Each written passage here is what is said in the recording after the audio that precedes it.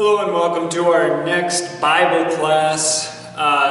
Today I thought we'd come in the church. I've been teaching Bible classes here in the church. I thought you'd like a little different background than a TV and half a water fountain. So anyway, today we're going to go through Exodus chapter 32. We're going to be looking at the story of the golden calf, the account of the golden calf that the Bible gives to us. And the background we've been going through. Children of Israel in captivity in Egypt for over 400 years, rescued by God through the 10 plagues. Brought out, start to complain against God when they see the Egyptian army coming against them, and God separates the Red Sea. They pass through the Red Sea on the dry ground, and the Lord closes up the Red Sea, and the whole army of the Egyptians are destroyed.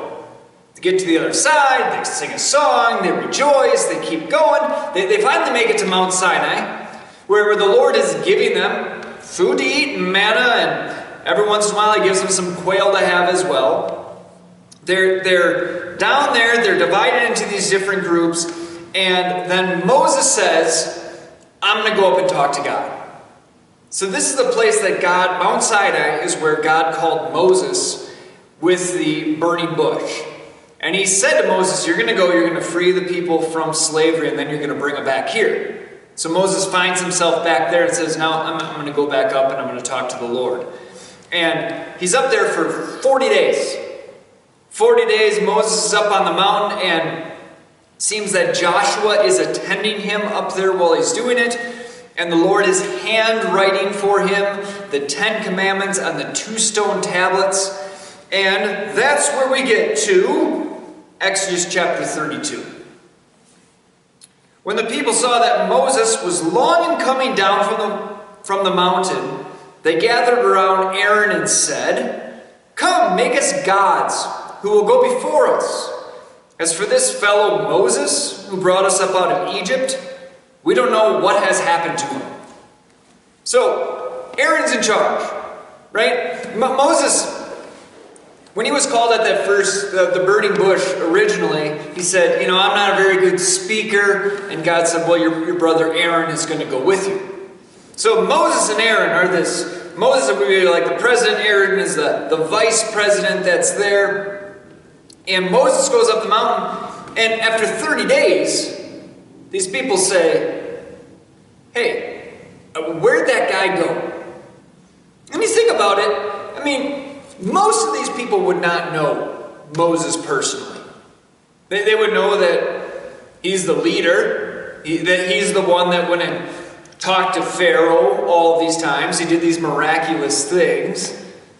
But really, they've only been following Moses a little while. He's not someone they grew up with in power. And all of a sudden, there's this mountain that is filled with a cloud. And they say, I don't know where he went. Where did he go? So they ask Aaron, hey Aaron, make us a god to worship. Because you got to think, they're still in the middle of the desert. It's not like they're at a final destination. They're out and they are just waiting for 30 days trying to figure out what to do. 40 days trying to figure out what to do. What are we doing out here? Why did we come out of Egypt to sit in the desert? Well, we're not getting any younger. What are we doing out here? So, let's keep going. Aaron answered them. Take off the gold earrings that your wives, your sons, and your daughters are wearing. Bring them to me. So all the people took off their earrings and brought them to Aaron. He took what they handed him and made it into an idol cast in the shape of a calf, fashioning it with a tool. Then he said, these are your gods, Israel, who brought you up out of Egypt. When Aaron saw this, he built an altar in front of the calf and announced, tomorrow there will be a festival to the Lord. So the next day the people rose early and sacrificed burnt offerings and presented fellowship offerings. Afterwards, they sat down to eat and drink and got up to indulge in revelry. There's a couple of things here. One, Aaron. Man, Aaron, what are you doing? How could you possibly build an altar to the Lord? And that's the thing. People always say, well, what are they doing? How could they possibly start worshiping this calf when they've seen all this happen? Well, in a lot of the history of Christianity, Christianity has been mixed with another religion, with something that is false. People know that there is a God, but also they'll bring something else in. And for these Israelites, who the culture that they grew up in Egypt was a culture that worshipped many gods. There were temples to many gods. There were festivals for many gods. There were priests for many gods. So for them to say, hey, maybe, the Lord, the one who brought us out of Egypt, maybe he's the head God. Wonderful. But maybe there's another God over here that we should worship. Or it would just be fun to worship. It might have been this syncretism, this mixing of multiple religions together. We get a kind of an example of that when Aaron says in verse 5, tomorrow there will be a festival to the Lord. And if it's in your Bible with the capital letters all the way through, that's the name that the Lord told Moses. Hey, when the people ask, what is my name? Tell them this. I am Yahweh. That's what Aaron says. We're going to worship God. We're going to offer burnt offerings to Him, fellowship offerings. We are going to worship God tomorrow. Get ready. It's going to be a big festival. Obviously, it's not the true God. God is not in the form of a calf. And you can go down the road of, maybe they were worshiping, I think it's Hathor, the god of the Egyptians, that, is in a number of different things she is known for a number of different things. But really, what these people are doing is not worshiping the one true God. When God gives the commandments to Moses in Exodus chapter 20, again, so this is kind of a little bit out of order, that Moses goes up the mountain, starts talking to the Lord, and then it's like, meanwhile, back at the ranch, here's what's happening. The people don't know what happened to Moses. But this is what he says. Lord spoke all of these words. I am the Lord your God, who brought you out of Egypt, out of the land of slavery. You shall have no other gods before me. You shall not make for yourself an image in the form of anything, in heaven above or in the earth beneath or the waters below. You shall not bow down to them or worship them. For I am the Lord your God. I am a jealous God, punishing the children for the sins of the parents to the third and fourth generation of those who hate me, but showing love to 1,000 generations of those who keep my commandments. All Moses would have had to do is walk down there and say, you know what God just told me? He just told me He's the only God that took you out of Egypt. And He is not okay with having any other God out there taking any praise from Him. You can only have one. You can't have God and this golden calf. The one true God, the Lord, is the only one who brought you out of Egypt. There is one God, not a whole pantheon of them. Just one. We continue. Verse 7. Then the Lord said to Moses, go down, because the people whom you brought up out of Egypt have become corrupt. They have run away from what I commanded them, and have made for themselves an idol, in the shape of a calf. They have bowed down to it and have sacrificed to it and said, "These are your gods, Israel, who brought you up out of Egypt." "I have seen the people," the Lord said to Moses. "They're stiff-necked people. Now leave me alone so that my anger may burn against them, and I may destroy them. Then I will make you into a great nation." God is mad. There is one God. And them bowing down to this God after all he's done for them, God's to the point where I'm going to wipe them off the face of the earth. I'm going to be done with these people. Moses, you're good. Okay? I will turn you into a great nation. But as for them, no. I'm not going to have these people already worshiping other gods. Now, eventually, this generation of people is going to complain against God so much, he's going to say, "You are not allowed to come into the promised land. You're going to have to wander around the desert for 40 years until the next generation rises up, and they will be able to enter it." But the worshiping of false gods, our God is not okay with that. Moses, verse 11, sought favor in the eyes of the Lord. He said, "Lord, why should your anger burn against your people, whom you brought out of Egypt, with great power and a mighty hand? Why should the Egyptians say, 'It was with evil intent that he brought them out, to kill them in the mountains and wipe them off the face of the earth?' Turn from your fierce anger. Relent and do not bring disaster on your people. Remember your servants, Abraham, Isaac, and Israel, to whom you swore by your own self. I will make your descendants as numerous as the stars in the sky, and I will give you your descendants, all the land I promised them, and it will be their inheritance forever." Then the Lord relented and did not bring on his people the disaster that he had threatened. Moses talks about that. God, remember your promises, remember your love. You've done all this, forgive your people. God does. He stops from destroying them, wiping them off the face of the earth, but there's still going to be consequences. He's still going to punish them. Moses went down the mountain with the 2 tablets and the law in his hands. They were inscribed on both sides, front and back. The tablets were the work of God. The writing was the writing of God engraved on the tablets. When Joshua heard the noise of the people shouting, he said to Moses, "There is the sound of war in the camp." Moses replied, "It is not the sound of victory. It is the sound of defeat.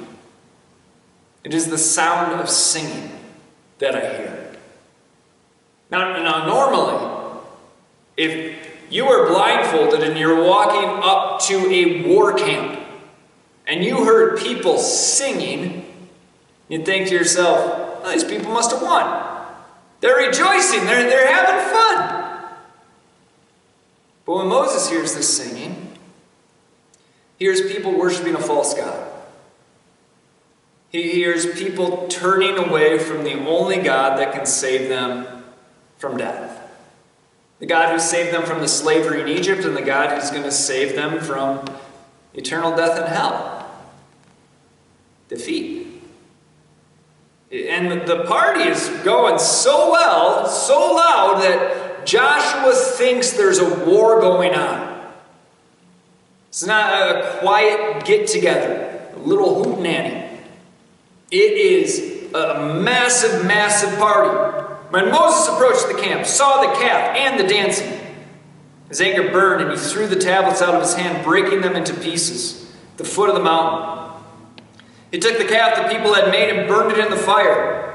Then he ground it up to a powder, scattered it on the water, and made the Israelites drink it. Number one thing Moses does, he destroys that idol, and he makes the people drink it. A lot worse than just washing your mouth out with a little bit of soap. You are going to drink this burnt golden calf. See how worthless it is. See how powerful your God is? You can drink it. You can eat your God. You can destroy him. And then you can Keep going with that analogy a little bit farther and see what your God eventually turns into. Just a pile of waste. That's what these false gods are. Nothing. Nothing. That's what Moses shows them. Moses says to Aaron, what did these people do to you? That you led them into such great sin. How'd you let all this happen, Aaron? Don't be angry with me, my Lord. He answered, you know how prone these people are to evil? They said to me, make us gods who will go before us. As for this fellow who brought us out of Egypt, we don't know what has happened to him. So I told them, whoever has any gold or jewelry, take it off. And then they gave me the gold, and I threw it into the fire, and out came the calf. It's not my fault, Moses. I mean, these people, there's one of me, there's 2 million of them, and they're like, where's Moses? And they gave me the gold, I threw it in the fire, and then out popped a calf. No, Aaron, that's not what happened. You fashioned it with a tool. You made that calf. You built an altar in front of it. You told the people, we're going to have a big festival to this the next day. It's not, oh, whoops. Aaron, you were as much of a part of this as anyone else. 25, Moses saw that the people were running wild and that Aaron had let them get out of control. They had become a laughingstock to their enemies. So he stood at the entrance of the camp and said, whoever's for the Lord, come to me. All the Levites rallied to him. Then he said to them, it's what the Lord, the God of Israel, says. Each man strap his sword to his side. Go back and forth through the camp from one end to another, each killing his brother and friend and neighbor. The Levites did as Moses commanded, and that day about 3,000 of the people died. Then Moses said, you, talking to the Levites, have been set apart to the Lord today. For you were against your own sons and brothers, and he has blessed you this day. The Levites are now set apart. They are the ones that are the go-betweens, the priests between God and the people. Which at times means letting them know peace, at other times it's doling out the punishment of God. And in this place, capital punishment for people worshiping false gods. The next day, Moses said to his people, it's almost as if the party was so crazy, Moses said, you know what, I'll talk to them tomorrow, when they'll actually listen. He says, you have committed a great sin, but now I'll go up to the Lord and perhaps I can make atonement for your sins. So Moses went back up to the Lord and said, oh, what a great sin these people have committed. They have made for themselves gods of gold, but now please forgive their sin. But if not, then blot me out of the book you have written. The Lord replied to Moses, whoever has sinned against me, I will blot out of my book. Now go, lead the people to the place I spoke of, and my angel will go before you. However, when the time comes for me to punish, I will punish them for their sin. Moses is a true leader. Even though these people messed up, even though they have sinned, he stands up for them, asking God not to punish them, and then, in this case, God, punish me in their place. Let me take on the punishment. And God says, you know what, I'm going to let these people go to the promised land, but I'll punish them. 35, and the Lord struck the people with a plague because of what they did with the calf Aaron had made. Many people died because of that plague. God is not joking around with idolatry. God is not joking around with sin. It's not, I think a lot of times in our life, we think to ourselves, well, it's easier to ask for forgiveness than it is for permission. Or, I just slipped up a little bit, God will forgive me. I just, got a little out of control there. It's not okay. But we are a church that preaches forgiveness for every sin, because that's true. God forgives all sins. But at the same time, God also can't tolerate sin. He asks us to be better. He asks us to be holy. Because the sins that we commit, they keep getting passed on. Generation to generation follows after the exact same sins.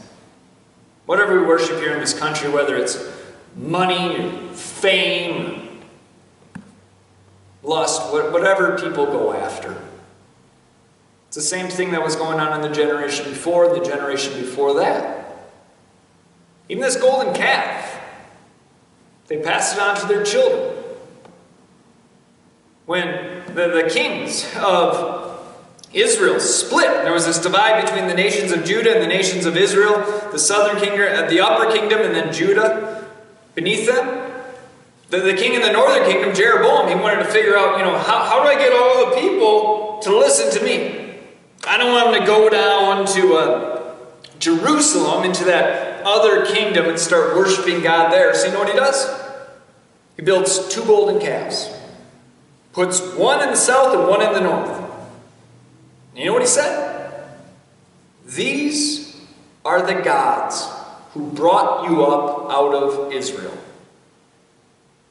That false religion, that mixing of God with other practices of the world around us, doesn't change. Keeps getting passed along. We need to be vigilant about stopping sin. And that doesn't mean being an activist or anything. It means what we looked at today in 1 Peter in our Bible class. Always be prepared to give an answer for the hope that you have. Doing so with gentleness and respect.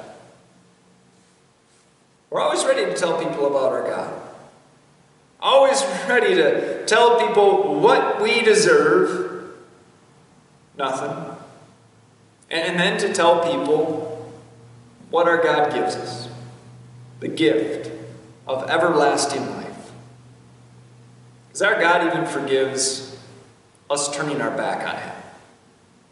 Us worshiping a false God. He wants you to come back.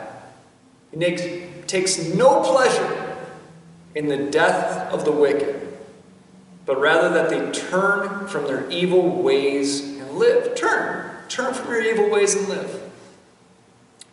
Hope you enjoyed this little deeper installment of the Golden Calf. If you have any other questions, please feel free to reach out to me.